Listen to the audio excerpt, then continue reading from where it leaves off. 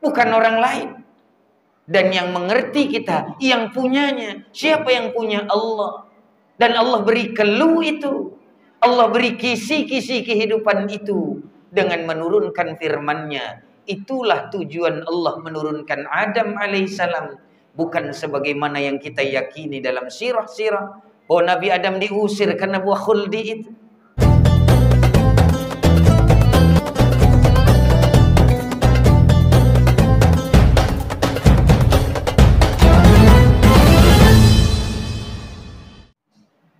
Alhamdulillah. Alhamdulillahilladzi ja'ala al-laila wan-nahar. Asyhadu an la ilaha illallah wahdahu la syarikalah. Al-Malikul Qahhar. Wa asyhadu anna Muhammadan abduhu wa rasuluh. Nabiyul Mukhtar. Allahumma salli wa sallim ala Muhammadin wa ala alihi wa ashabihil abrar. Amma ba'd. Ya ayuhan nas, ittaqullah haqqa tuqatih wa la tamutunna illa wa antum muslimun. Wa qala Allah ta'ala fi kitabihil karim. Na'udzu billahi minasy syaithanir rajim. Bismillahirrahmanirrahim. Qul in kuntum tuhibbunallaha fattabi'uni yuhibbukumullah wa yaghfir lakum dzunubakum wallahu ghafurur rahim. Wa fi ayatil ukhar wa ma arsalnaka min qablika mir rasulin ila nuhi ilaihi annahu la ilaha illa ana fa'budu.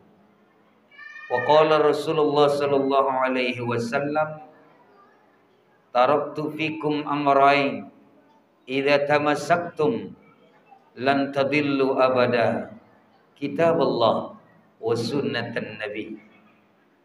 Wa fi hadisil ukhar, alam ursil ilaika rasula, qalu bala ya Allah, wa alam utika mala, qalu bala ya Allah, wa yanzuru ila yamini la syai'an ila an-nar wa ila shimali la syai'an ila an-nar.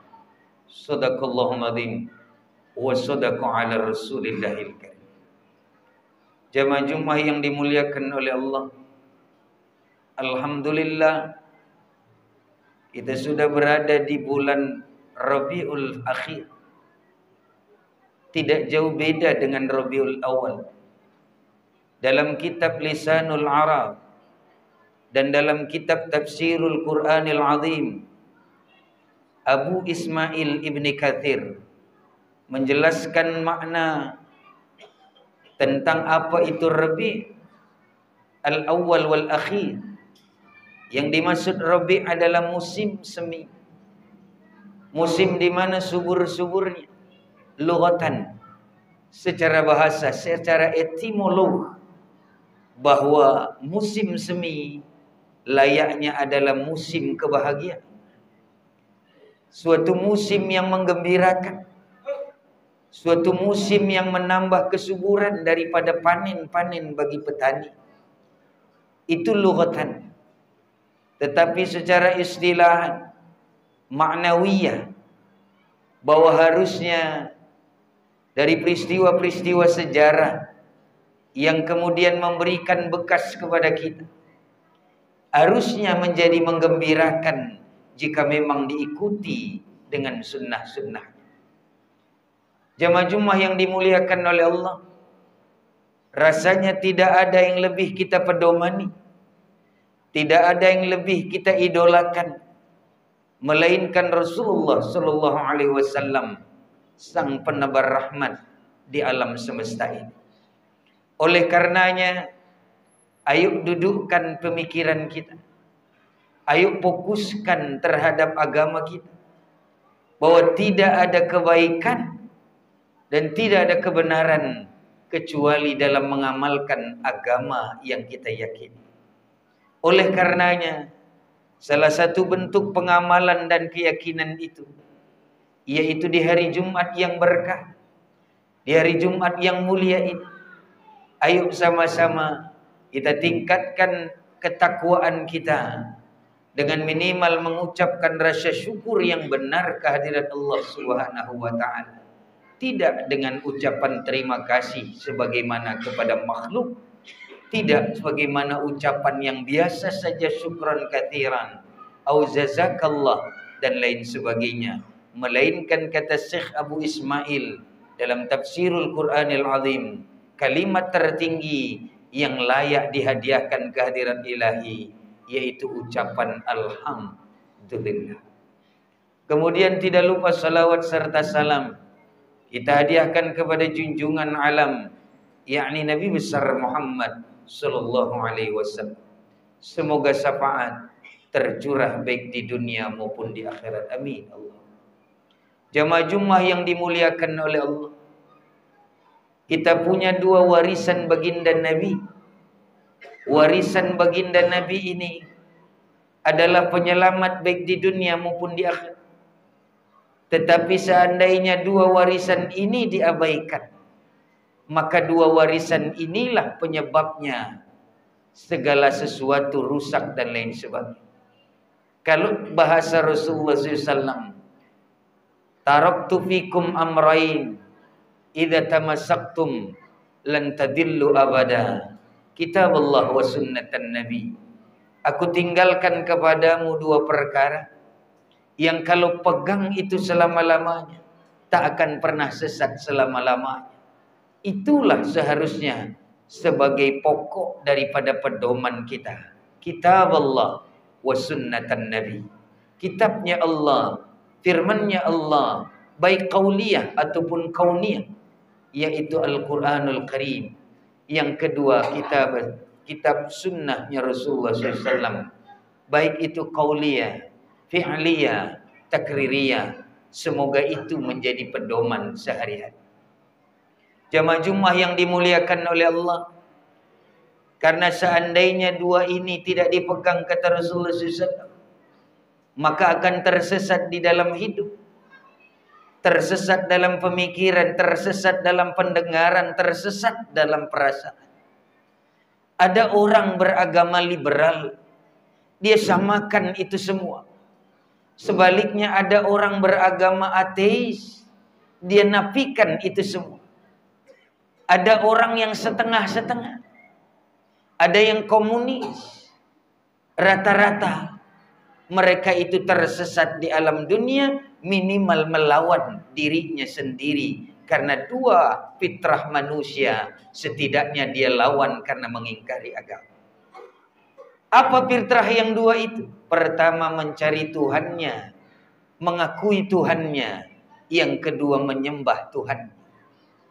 Seandainya yang pertama saja tidak dia temukan, tidak dia akui, maka dia sudah melawan dirinya. Sebagaimana seorang bayi yang ditinggal orang tua sejak kecilnya, berikan dia seluruh dunia, harta dan sebagainya, tak akan pernah menuju kebahagiaan. Karena yang dia inginkan adalah mengenali orang tuanya, mengakui dan diakui oleh orang tua. Ini fitrah yang pertama. Fitrah yang kedua adalah menyembah Tuhan. Tidak ada pengakuan sebaik-baik pengakuan kecuali penyembahan. Bullshit, omong kosong, gombal kalau ada orang mengaku Tuhannya Allah tapi menyembah yang lain. Mengaku menuhankan Allah tapi tidak pernah bersujud di hadapan Allah. Pengakuan itu ibarat gombal dalam ucapan dan sebagainya. Jamaah Jumat yang dimuliakan oleh Allah, oleh karenanya duduk perkaranya adalah ada orang yang menuhankan akalnya, ada orang menuhankan pemikirannya, ada orang menuhankan perasaannya. Dua-duanya itu menjadi kendaraan syaitan yang ampuh dalam menyesatkan. Itulah sebabnya Rasul mengucapkan meninggalkan dua perkara kalau dipakai selama-lamanya tidak akan pernah tersesat di mana-mana. Jamaah Jumat yang dimulakan oleh Allah, yang pertama Al-Quranul Karim. yang isinya harus berkeyakinan. La raiba fi, tidak boleh ada keraguan. Kalau ada orang membaca Al-Quran menimbulkan keraguan, dia sesungguhnya belum membaca. Dia sesungguhnya membaca, kalaupun membaca di lisannya, tidak dia ikutkan ruhnya. Oleh karenanya tidak membekas. Jadilah agama sebatas sentuhan, tidak pernah menjadi miliknya, karena dia membaca ala kadar. Jemaah Jumat yang dimuliakan oleh Allah, terlebih lagi hadis sunnatan Nabi. Bagaimana memahami qauliyah Nabi, memahami fi'liyah Nabi, takririyah Nabi, bahwa semuanya itu sebagai pedoman nyata, bahwa semuanya itu idola yang sesungguhnya. Tidak perlu bertanya apabila sudah mengenalnya. Tidak perlu ada keraguan antar sesama kalau memang sudah nyata ada dalilnya. Jemaah Jumat yang dimuliakan oleh Allah, oleh karenanya hadis ini terasa klasik, seolah-olah itu bahasa yang umum, tetapi sesungguhnya itulah yang kita butuhkan dalam menjalani kehidupan dan penghidupan di dunia ini. Mana buktinya ketika ada orang memaksimalkan pikirannya, ternyata ada kebuntuan dalam hasilnya. Ada orang meyakini rencananya, tapi dibalas Allah, wa makaru wa makarallah wallahu khairul makirin. Kekecewaan yang menimpa pada diri. Seluruh aspek kehidupan, kalau diingkari dua perkara ini, janji Rasul tersesat selama-lama. Tidak mungkin tidak. Karena yang mengerti kita hanya pencipta kita. Yang mengerti barang kita ya kita yang punya, bukan orang lain. Dan yang mengerti kita, yang punyanya, siapa yang punya? Allah. Dan Allah beri clue itu. Allah beri kisi-kisi kehidupan itu dengan menurunkan firman-Nya. Itulah tujuan Allah menurunkan Adam alaihissalam. Bukan sebagaimana yang kita yakini dalam sirah-sirah, bahwa Nabi Adam diusir karena buah khuldi itu. Bukan itu hakikat. Hakikatnya Adam alaihissalam sudah hidup di ahwalul batiniyah, ahwalul ma'rifat, bahwa dia sudah mengenal itu. Tapi karena menerima ruh dan jasad, kita harus sempurnakan. Kalau ketauhidan batiniyahmu sudah mantap, maka kau harus lakukan dengan syariat yang mantap pula. Jika tidak, jika kau kembali kepadanya, jika kelak kau kembali kepada Allah Subhanahu wa ta'ala, aidun raji'un ila rafiqil a'la, maka pertanggungjawaban dua perkara yang kau terima, yang dianugerahkan Allah, apakah hanya mau kau kembalikan salah satu, atau bahkan na'udzubillah celakanya dua-duanya tak bisa kau kembalikan dalam kondisi yang diridhoi oleh Allah Subhanahu. Jemaah Jumat yang dimuliakan oleh Allah, oleh karenanya sebagai sebuah an-nadhir, sebuah peringatannya, karena seluruh daripada Al-Quran dan hadis dan sunnah tadi selalu akan berisi basira wa nadhira, bahwa ada kabar menggembirakan memang, karena derajat tertinggi diakui oleh Allah setelah pengakuan kita sebagai hamba. Tapi ada juga nadhira, ada peringatan. Apa peringatannya? Salah satu hadis dalam Sarah Sahih Bukhari Muslim. Yang ini akan dipertanyakan di hadapan Allah ketika kelak sudah disidang itu. Kira-kira bunyinya begini. Kata Allah dalam persidangannya kelak, di yaumul mizan, di yaumul hisab, akan ditanya ke seluruh kita ini, alam ursil ilaika rasula, hai fulan bin fulan, bukankah sudah sampai dakwah Nabi? Bukankah sudah sampai ajaran Nabi?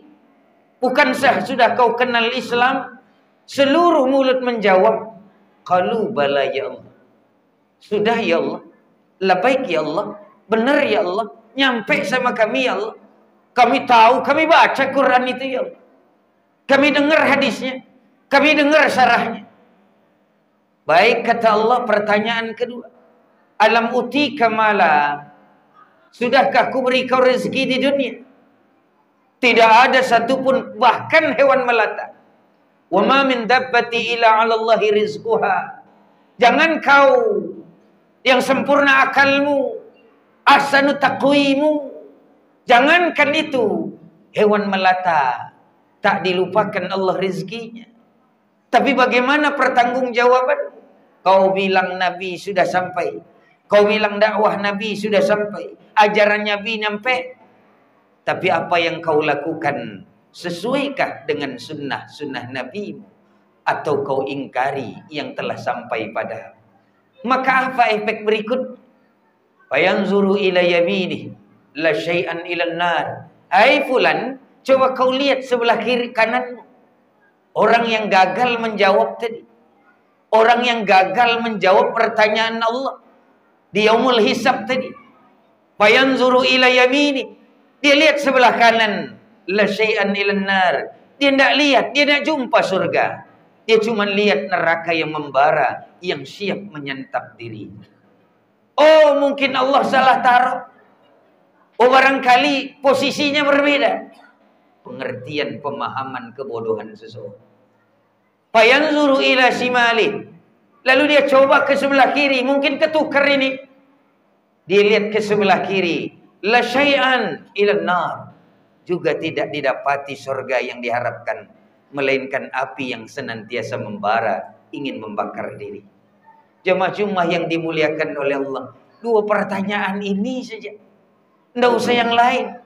Belum lagi awalu ma yuhasabu bihil abdi yaumal qiyamah as-salah, fa in saluhat saluhat kullu, fa in fasadat fasadat kullu. Belum ditanya itu solatmu bagaimana. Dua perkara saja yang sebagai prinsip hidup, sebagai pedoman hidup, Al-Quran dan sunnah Nabi, kitab Allah dan sunnah Nabi. Bagaimana menjawab itu? Dan yang menarik dalam kekinian kita, yang terkait dengan yang viral-viral ini, yang sudah kita dengar di seluruh media masanya, bagaimana saudara-saudara kita di Palestina, di jalur Gaza itu, dihantam oleh Israel, lebih tepatnya bagi mereka Zionis, kurang tepat menyebutnya sebagai Yahudi saja, karena Zionis itu kezoliman, Yahudi itu hanya suku bangsa. Zionisnya dua musuh manusia, dua musuh kita di dunia, kata Allah. Yang pertama adalah iblis laknatullah dengan turunan setan dan jinnya itu. Yang kedua, musuh yang nyata adalah orang yang zolim, siapapun dia, tidak kenal suku bangsanya. Itu akan dipertanyakan. Minimal bukan harus ikat kepala lalu ikut perang ke Palestina, enggak. Tapi kita yang dipertanyakan tadi oleh Allah, yang disidang di yaumul hisab, alam uti kamala. Hai yang punya rezeki, hai orang yang kaya, hai orang yang mampu, alam uti kamala. Apa jawabmu kelak kalau dipertanyakan, sudahkah kuberi kau harta? Bukankah sudah kuberi rezeki?